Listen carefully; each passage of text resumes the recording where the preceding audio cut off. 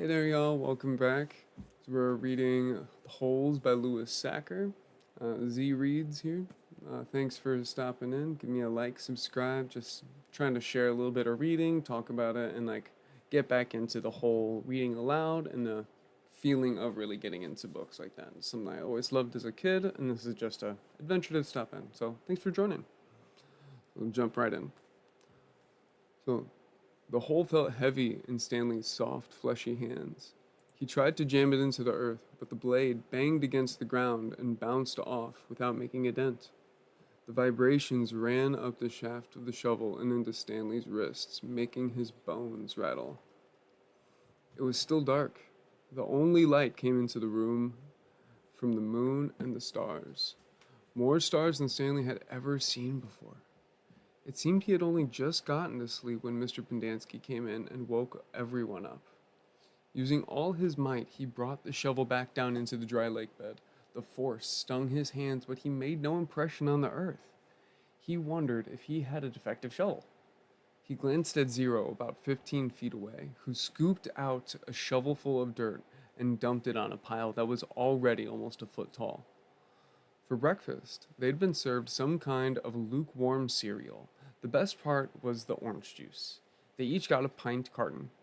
The cereal actually didn't taste too bad, but it had smelled just like his cot.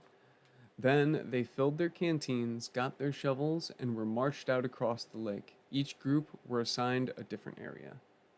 The shovels were kept in a shed near the showers. They all looked the same to Stanley, although X-Ray had his own special shovel, which no one else was allowed to use. X-Ray claimed it was shorter than the others, but if it was only by a fraction of an inch. The shovels were 5 feet long, from the tip of the steel blade to the end of the wooden shaft. Stanley's hole would have to be as deep as his shovel, and he'd have to be able to lay the shovel flat across the bottom in any direction. That was why X-Ray wanted the shortest shovel. The lake was so full of holes and mounds that it reminded Stanley of pictures he'd seen of the moon. If anything interesting, or if you find anything interesting or unusual, Mr. Pendanski had told him, you should report it either to me or Mr. Sir when we come around with the water truck. If the warden likes what you found, you'll get the rest of the day off. What are we supposed to be looking for? Stanley asked him. You're not looking for anything. You're digging to build character. It's just if you find anything, the warden would like to know about it. He glanced helplessly at his shovel. It wasn't defective. He was defective. He noticed a thin crack in the ground. He placed the point of his shovel on top of it, then jumped on the back of the blade with both feet. The shovel sank a few inches into the packed earth. He smiled. For once in his life, it paid to be overweight. He leaned on the shaft and pried up his first shovelful of dirt, then dumped it off to the side. Only 10 million more to go, he thought, then placed the shovel back in the crack and jumped on it again. He unearthed several shovelfuls of dirt in this manner before it occurred to him that he was dumping his dirt within the perimeter of his hole. He laid his shovel flat on the ground and marked where the edges of his hole would be. 5 feet was awfully wide. He moved the dirt he'd already dug up out past his mark. He took a drink from his canteen. 5 feet would be awfully deep, too. The digging got easier after a while. The ground was hardest at the surface, where the sun had baked a crust about 8 inches deep. Beneath that, the earth was looser. But by the time Stanley broke past the crust, a blister had formed in the middle of his right thumb, and it hurt to hold the shovel. Stanley's great-great-grandfather was named Elya Yelnats. He was born in Latvia. When he was 15 years old, he fell in love with Mira Menke. He didn't know he was Stanley's great-great-grandfather. Mira Menke was 14. She would turn 15 in 2 months, at which time her family had decided she would be married. Elya went to her father to ask for her hand, but so did Igor Barkov, the pig farmer. Igor was 57 years old. He had a red nose and fat, puffy cheeks. If you trade me I'll trade you my fattest pig for your daughter, Igor offered. And what have you got? Mira's father asked Elya. "A heart full of love," said Elia. "I'd rather have a fat pig," said Mira's father. Desperate, Elia went to see Madame Zeroni, an old Egyptian woman who lived on the edge of town. He had become friends with her, though she was quite a bit older than him. She was even older than Igor Barkov. The other boys of his village liked to mud wrestle. Elia preferred visiting Madame Zeroni and listening to her many stories. Madame Zeroni had dark skin and a very wide mouth. When she looked at you, her eyes seemed to expand, and you felt like she was looking right through you. "Elia, what's wrong?" she asked, before he even told her he was upset. She was sitting in a homemade wheelchair. She had no left foot. Her leg stopped at her ankle. "I'm in love with Mira Menke," Elia confessed. "But Igor Barkov has offered to trade his fattest pig for her. I can't compete with that." "Good," said Madame Zeroni. "You're too young to get married. You've got your whole life ahead of you." "But I love Mira." "Mira's head is as empty as a flower pot." "But she's beautiful." "So is a flower pot. But can she push a plow? Can she milk a goat? No, she is too delicate. Can she have an intelligent conversation? No, she is silly and foolish. Will she take care of you when you are sick? No, she is spoiled and will only want you to take care of her. So, she is beautiful." "So what? Patooey." Madame Zeroni spat on the dirt. She told Elia that he should go to America. "Like my son, that's where your future lies, not with Mira Menke." But Elia would hear none of that. He was 15, and all he could see was Mira's shallow beauty. Madame Zeroni hated to see Elia so forlorn. Against her better judgment, she agreed to help him. "It just so happens my sow gave birth to a litter of piglets yesterday," she said. "There is one little runt whom she won't suckle. You may have him. He would die anyway." Madame Zeroni led Elia around the back of her house where she kept her pigs. Elia took the tiny piglet, but he didn't see what good it would do him. It wasn't much bigger than a rat. "He'll grow," Madame Zeroni assured him. "Do you see that mountain on the edge of the forest?" "Yes," said Elia. "On top of the mountain there is a stream where the water runs uphill. You must carry the piglet every day to the top of the mountain and let it drink from the stream. As it drinks, you are to sing to him." She taught Elia a special song to sing to the pig. "On the day of Mira's 15th birthday, you should carry the pig up the mountain for the last time. Then take it directly to Mira's father. It will be fatter than any of Igor's pigs." "If it's that big and fat," asked Elia, "how would I be able to carry it up the mountain?" "The piglet is not too heavy for you now, is it?" asked Madame Zeroni.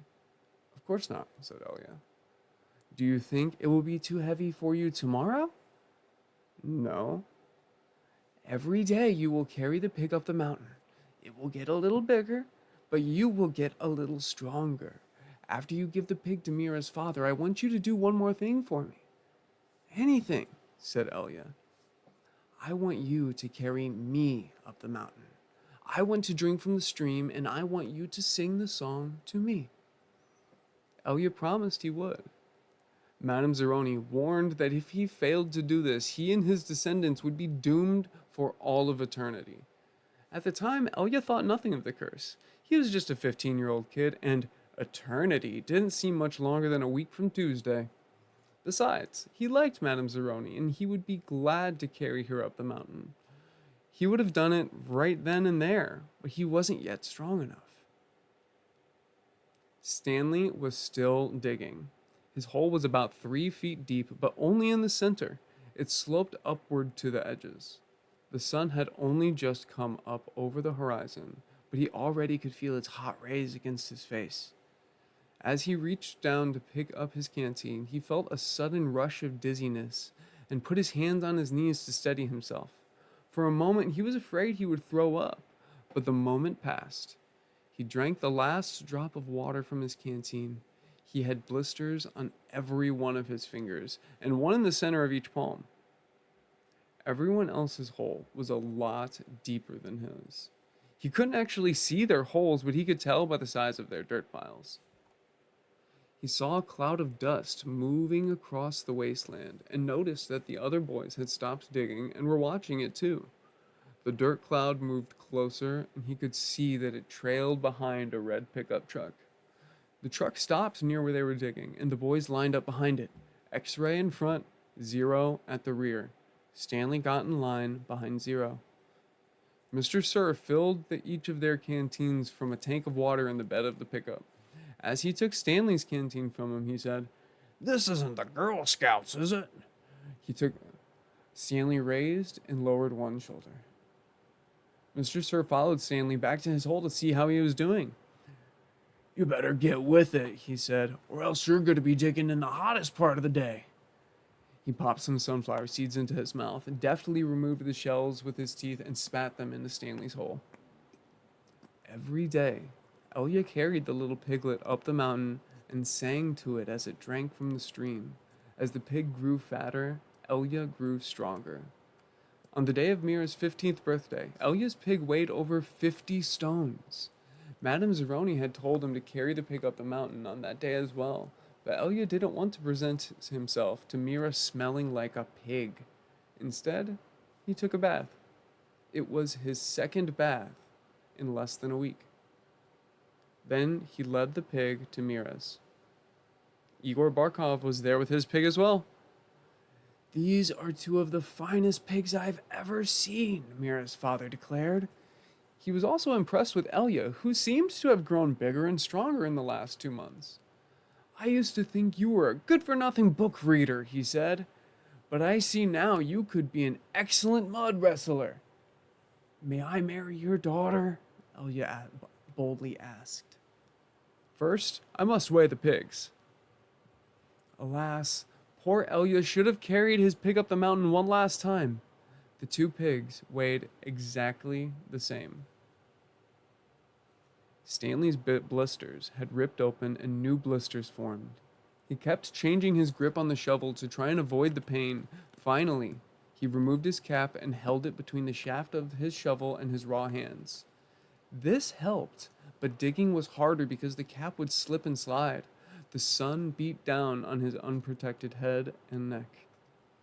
Though he tried to convince himself otherwise, he'd been aware for a while that his piles of dirt were too close to his holes. The piles were outside his 5-foot circle, but he could see he was going to run out of room. Still, he pretended otherwise and kept adding more dirt to the piles that would eventually have to move. The problem was that when the dirt was in the ground, it was compacted. It expanded when it was excavated. The piles were a lot bigger than his hole was deep. It was either now or later. Reluctantly, he climbed out of his hole and once again dug his shovel into his previously dug dirt. Mira's father got down on his hands and knees and closely examined each pig, tail to snout. "Those are two of the finest pigs I have ever seen," he said at last. "How am I to decide? I have only one daughter."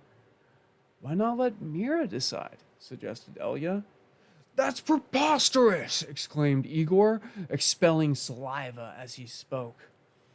"Mira's just an empty-headed girl," said her father. "How can she possibly decide when I, her father, can't?" "She knows how she feels in her heart," said Elia. Mira's father rubbed his chin, and he laughed and said, "Why not?" Then slapped Elia on the back. "Doesn't matter to me. A pig is a pig." He summoned his daughter. Elia blushed when Mira entered the room. "Good afternoon, Mira," he said. She looked at him. "You're Elia, right?" she asked. "Mira," said her father. "Elia and Igor have each offered a pig for your hand in marriage. Doesn't matter to me. A pig is a pig. So I will let you make the choice. Whom do you wish to marry?" Mira looked confused. You want me to decide?" That's right, my blossom, said her father. Gee, I don't know, said Mira. Which pig weighs more? They both weigh the same, said the father. Golly, said Mira. I guess I choose Elia. No, Igor. No, Elia. No, Igor. Oh, I don't know. I'll think of a number between 1 and 10. I'll marry whoever guesses the closest number. Okay? I'm ready. 10, guessed Igor. Elia said nothing. Elia? Said Mira. What number do you guess? Elia didn't pick a number. Marry Igor, he muttered. You can keep my pig as a wedding present. The next time the water truck came, it was driven by Mr. Pendanski, who only brought sack lunches. Stanley sat with his back against a pile of dirt and ate. He had a bologna sandwich, potato chips, and a large chocolate chip cookie. How you doing? Asked Magnet. Not real good, said Stanley. Well, the first hole's the hardest, Magnet said. Stanley took a long, deep breath. He couldn't afford to dawdle. He was way behind the others, and the sun just kept getting hotter. It wasn't even noon yet, but he didn't know if he had the strength to stand up. He thought about quitting. He wondered what they would do to him. What could they do to him? His clothes were soaked with sweat. In school, he had learned that sweating was good for you. It was nature's way of keeping you cool. So why was he so hot? Using his shovel for support, he managed to get to his feet. Where are we supposed to go to the bathroom? He asked Magnet. Magnet gestured with his arms to the great expanse around them. Pick a hole, any hole, he said. Stanley staggered across the lake, almost falling over a dirt pile. Behind him, he heard Magnet say, But first make sure nothing's living in it. After a while, after leaving Mira's house, Elia wandered aimlessly through the town until he found himself down by the wharf. He sat on the edge of a pier and stared down into the cold black water. He could not understand how Mira had trouble deciding between him and Igor. He thought she loved him. Even if she didn't love him, couldn't she see what a foul person Igor was? It was like Madame Zeroni had said. Her head was as empty as a flower pot. Some men were gathering on another deck, and he went to see what was going on. A sign read, Deck hands wanted, free passage to America. He had no sailing experience, but the ship's captain signed him aboard. The captain could see that Elia was a man of great strength, but not everyone could carry a full-grown pig up the side of a mountain. It wasn't until the ship had cleared the harbor and was heading out across the Atlantic that he suddenly remembered his promise to carry Madame Zeroni up the mountain. He felt terrible.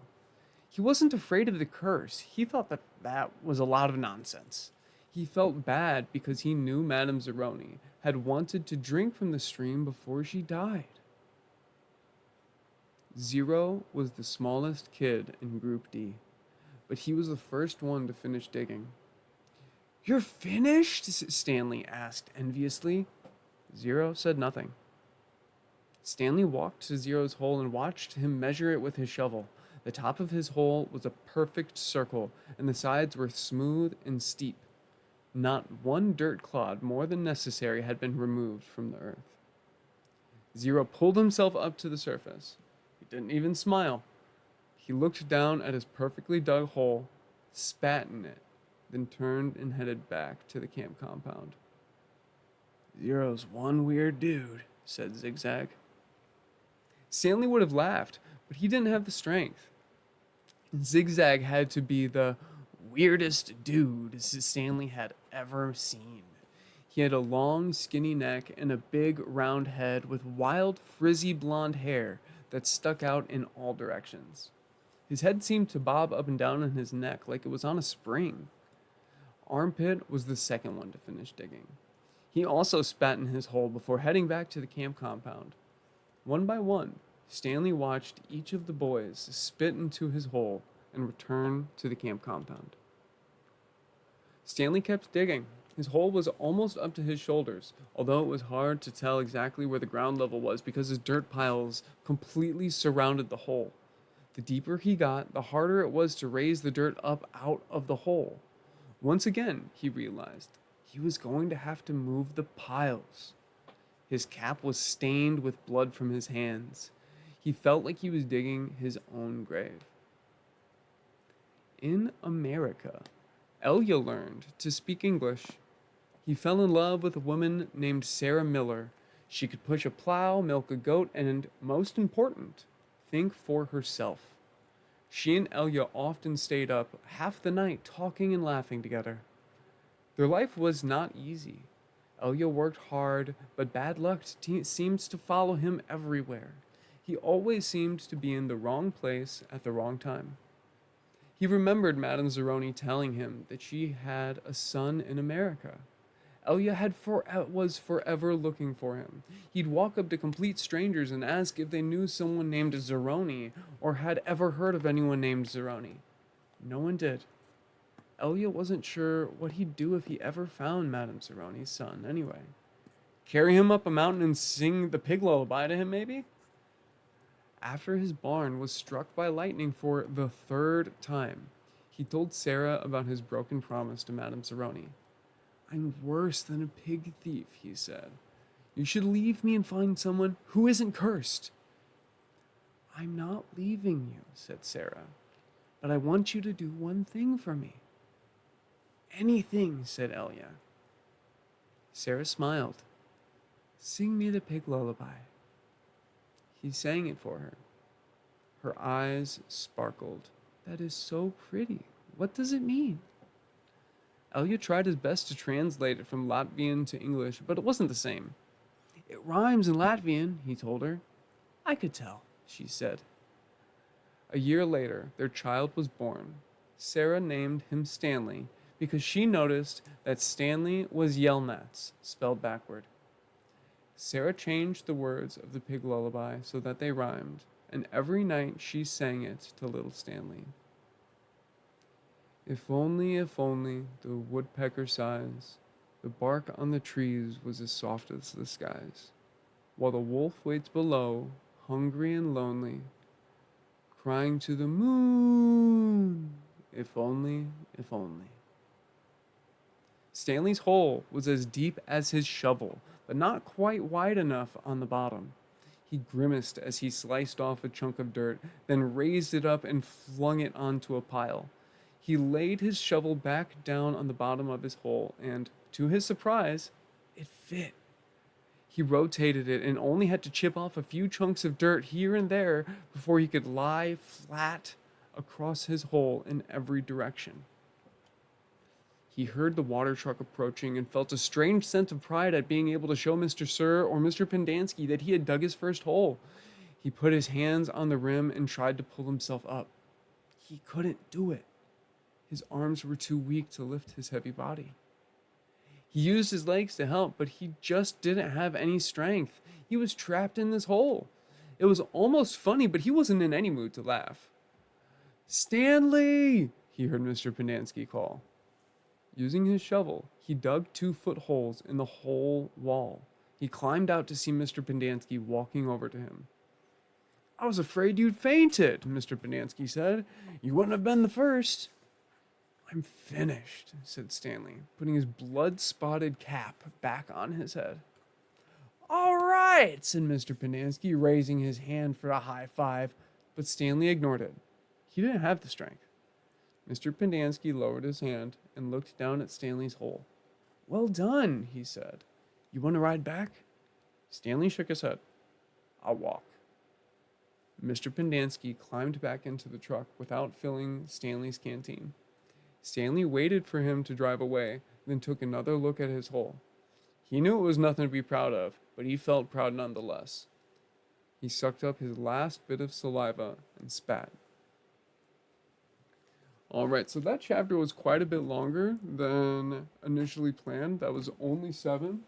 So we'll continue on and do 8 on the next video. We can do the 8 on the next video just to do that.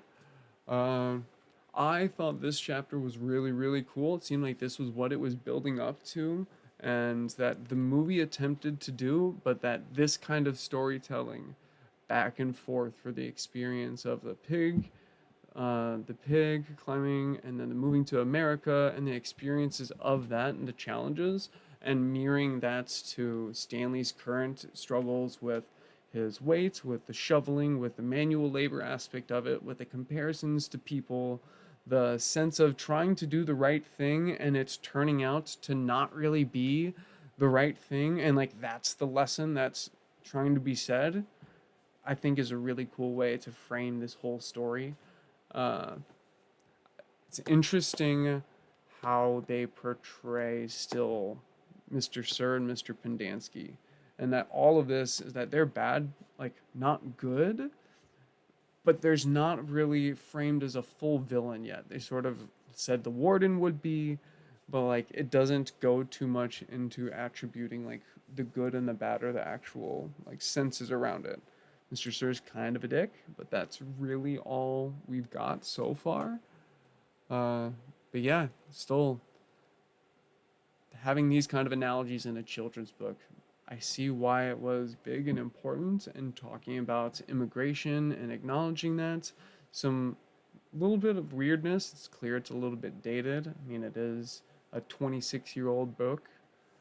Not that old, but just a little bit considering that it's talking about city stuff. But yeah, thanks for stopping in, y'all. Anyone that's here and that's listening, leave a like, subscribe, comment, any thoughts, recommendations. Put up that side next to me with the chapters. And thanks for stopping in. Bye.